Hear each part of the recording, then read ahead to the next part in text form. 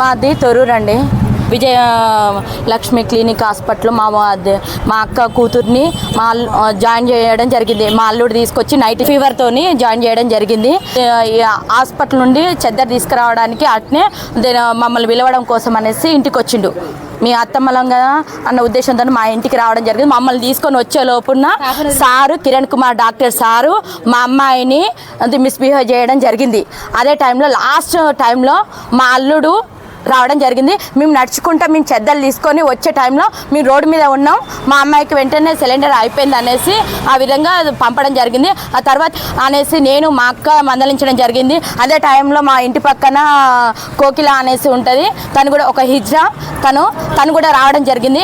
తను కూడా ఏమైంది ఏంటిదని అంటే ఇలా జరిగింది, నన్ను ఇట మిస్బిహేవ్ చేసిండు, ఇట మొత్తం ఇట ఏదో చేయబోయిండు, కిస్ చేయపోతాడు, మొత్తం మనిషి మీద ఒక రకంగా చెస్ట్ పట్టుకోవడం చేయడం అలాంటి మిస్బిహేవ్ చాలా ఓవర్గా చేయపోయిండు. అలా నాకు చెప్పడానికి సిగ్గుగా అనిపిస్తుంది. 10 మంది ముందు చెప్పడం, ఈ మీడియా ముందు నన్ను ఈ విధంగా చెప్పుకోవడమే ఇన్సల్ట్గా అనిపిస్తుంది.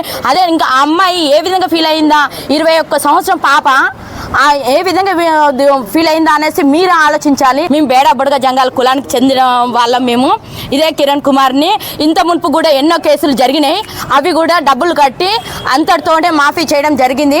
ఈసారి మాత్రం మా కులానికి మా బిడ్డకి జరిగింది అన్యాయం, ఇంకొక బిడ్డకి జరగొద్దు అనేసి మేము ఈ రోజున ప్రెస్ ముందు మేము ఇలా మాట్లాడడం జరుగుతుంది. ఇవాళ మేము ఇంతమంది ఎంతో మందికి జరిగింది కదా, ఆ రోజున మీరు ఎందుకని మాట్లాడలేకపోయారు, ఈ రోజు ఎందుకని మాట్లాడాలంటే ఇవాళ జరిగింది నా బిడ్డకి, రేపు నాకు కూడా జరగచ్చు. అందుకోసం నైట్ ఒక విధంగా మాట్లాడి ఇప్పుడు ఒక విధంగా చేస్తున్నావు, నైట్ ఏం చేసినావు, నన్ను డ్రెస్ తీయపోలేదా చేయపోలేదా అనేసి సీరియస్ కానీ గల్లా పట్టి గుంజి నా బిడ్డనే పిలిచి గుంజి కళ్ళు తిరిగి అట్నే పడిపోయింది. ఆ తర్వాతకి నన్ను మా అక్కని ఇద్దరిని కలిసి నెట్టేస్తే బ్లడ్ కూడా వచ్చేసింది. దళిత కుటుంబానికి జరిగిన న్యాయం జరగాలి. ఇది నా కుటుంబం అనే భావిస్తాను.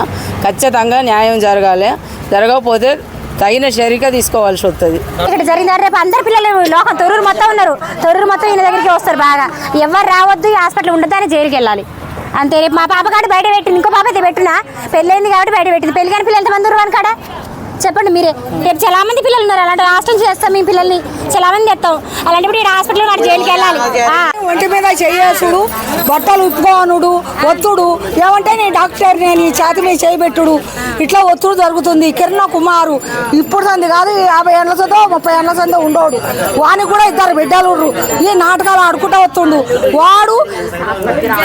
వాడు మాత్రం వాని జైలుకి వేయాలి. అంత మునుపు ఆయన పేరుంది. ఈ 20 years నుండి ఇలాంటి అరాచకాలు చాలా మంది మీద జరగడం ద్వారా ఇది మొత్తం మూసివేయడం జరిగింది. ఇప్పుడు మీడియా ముందు అందరి ముందు మీ అందరికీ చెప్తున్నా, కంపల్సరీ ఇది మాత్రం ఈ క్లినిక్ మాత్రం మూసివేయాలి. కంపల్సరీ లాక్ అయ్యేది మాత్రం మేము మాత్రం ఇక్కడనే ధర్నా చేసుకుంటూ కూర్చుంటాం.